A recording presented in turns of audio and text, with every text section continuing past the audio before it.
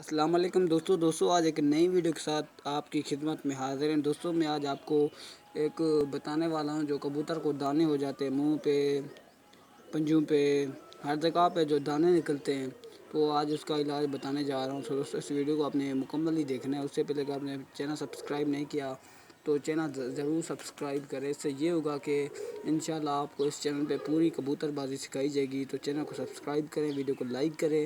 دوستوں اکثر یہ گرمیوں میں، سردیوں میں، دونوں موسم میں یہ بیماری ہوتی ہے، دانے نکل آتے ہیں کبوتر کو چھونڈے، ٹھیک ہے دوستوں۔ اس میں آپ کو صرف ایک چیز چاہیے، یہ ہے کالی مرچ۔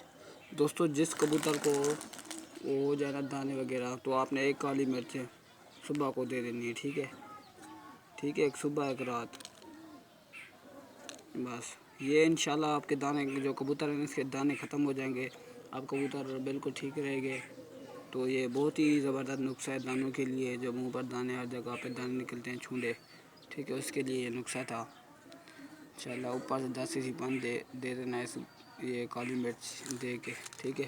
تو ملتے ہیں نیکسٹ ویڈیو کے ساتھ، تب تک کے لیے اجازت دیجیے، دعاؤں میں یاد رکھیں، اللہ حافظ۔